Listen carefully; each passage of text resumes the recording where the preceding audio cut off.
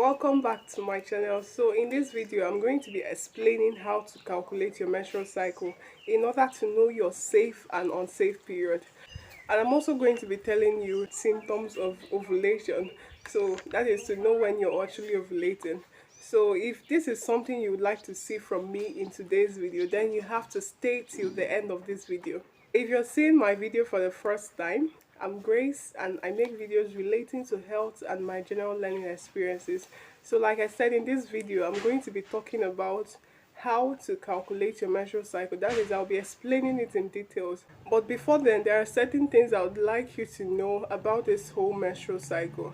So the first thing I would like you to note here is that an average cycle length is 28 days. However, cycle lengths can range from 21 to 35 days. That is, different ladies have different cycle lengths ranging from 21 days to 35 days. And in this video, I'll be using the 28-day cycle length to do my illustration. So second thing I would like you to note here is that if you have an irregular period, this whole cycle length, it might be difficult for you to actually find it out. And the third thing I would like you to note here is that ovulation happens mid-cycle. That is, ovulation precedes menstruation, and it is only when you know your cycle length that is when you're able to predict your ovulation. And this ovulation happens just within 24 hours. That is, the egg gets released, and after 24 hours, that is it. And also, to know your cycle length, you have to count from the first day of your menstruation to the first day of the next menstruation. So these are some of the things you have to bear in mind when calculating this menstrual cycle. So without wasting much of your time, let's move right into that part of the video. So this is what I'll be using for my illustration. So if you have a calendar or you have your phone, you can actually do this somewhere. So I'll be using a random number, the 3rd of May. So let's say you started bleeding on the 3rd of May. So this marks the beginning of your cycle. And this also marks the beginning of your menstruation, obviously. So you mark it somewhere. Let's say for you may have already seen your menstruation for this month, or yours is yet to come. So whichever day that starts, you mark it somewhere as the first day of your cycle. Then when you see your next menstruation, you also mark it somewhere. So I'm also going to use a random number, which is 31st. So let's say the next menstruation started on the 31st. You still mark it somewhere that this is when the menstruation started. That is the next one. So what you do now is you calculate or you count from this day of your previous menstruation. You start counting from this day up until this day. This is the first day of the menstruation. And you start counting 1, 2, 3, 4, 5, 6, 7, 8, 9, 10, 11, 12, 13, 14, 15, 16, 17, 18, 19, 20, 21, 22, 23, 24, 25, 26, 27, and 28. So now this is 28 days. So this day now marks the end of your cycle. And this marks the beginning of a new cycle. So I hope you get this. If you have a calendar or your phone, when your menstruation starts, you have to mark the first day that it started. You don't wait until you finish bleeding. That is, your menstruation stops or ends. And you still wait till the next menstruation starts and you still mark it somewhere. Then you now count from here up until this place. So you might have shorter cycle lengths or you might have longer ones. So now, in order to know your ovulation, you now check, since ovulation happens mid-cycle, that means half of 28 days, which is 14 days, it might happen around this day. Based on your previous menstruation, you start counting 1, 2, 3, 4, 5, 6, 7, 8, 9, 10, 11, 12, 13, 14. So this day now, this is your ovulation day. And you still note it somewhere. But then, this period, this day, they are not safe. That is 4 days before your ovulation and 2 days after your ovulation. They are your unsafe period, or you call it your fertile window. So this is when you are at the highest risk of getting pregnant. So if you're trying to conceive, you might use this to your advantage.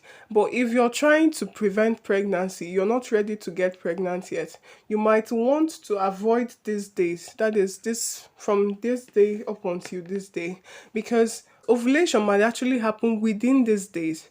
And also, if you meet somebody on this day, you meet a guy and you have sexual intercourse on this day, and then the person releases the sperm and all that, and it stays the first day because the sperm actually stays for about 5 days. So when it stays the first day, second, third, fourth, and fifth, this is the day which you are meant to release the egg. And when that egg gets released, it gets fertilized with the sperm. So, I mean, pregnancy as you just conceived or you just, gotten pregnant just like that. So, that is one of the reasons why you need to avoid this period totally. You might also want to avoid this because your egg might get delayed and it gets released either this day or this day. So, these are some of the reasons why this period they are called unsafe period. So whatever you are doing, you just have to avoid this or you might use this to your advantage. On that note, I would like to say that this day now, up until this day 11th, this marks your safe period. And also this day 19 up until your next cycle starts. It also marks your safe period. So you are safe to do anything without the risk of getting pregnant. You're actually safe for whatever thing you want to do. And if you're trying to get pregnant, like I would always say, you might want to still consider this ovulation period because that is your most fertile period. So if you've watched this video up until this point and you actually learned something from this, please give me a thumbs up and subscribe to my channel for more of this health related content. And I actually hope you understood everything I explained in this video. So one thing I need you to understand is that this calendar method is not 100% effective. That is in predicting your ovulation. There are so many factors that affect this whole menstrual cycle. That is might make it longer or shorter. So there are certain indications, that is this ovulation symptoms, certain things that you would see and you would know that yeah, you're actually ovulating around this period. And some of those things are increased basal body temperature around this ovulation period. Another thing is the cervical mucus discharge, which becomes slimy and transparent. So something else you would also notice is the pains you might feel around your lower abdomen, that is either side of your lower abdomen, depending on which parts that the ovary is releasing the egg from. It might be the right side or it might be the left side, and not many ladies experience this. And something else you might notice is the spotting that happens around that ovulation period, that is light bleeding. And you can also check out my video. I actually made a video on this ovulation spotting. You might also notice breast tenderness, so that is another indication of ovulation. And when you notice all these things, it can actually tell you that you're either ovulating or you're within that unsafe period where you need to, avoid any, you get what I mean? So yeah, I really hope, I answered some of your questions and I really hope you learned something from this.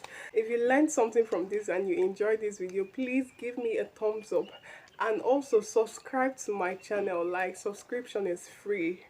I mean, what are you waiting for? To get more of this health related content, and also you can share this video to as many people as you can who might find it relevant as well. So yeah, and you can also check out my videos. These are really important videos you don't want to miss out on. And yeah, I'll see you guys in my next video. Bye.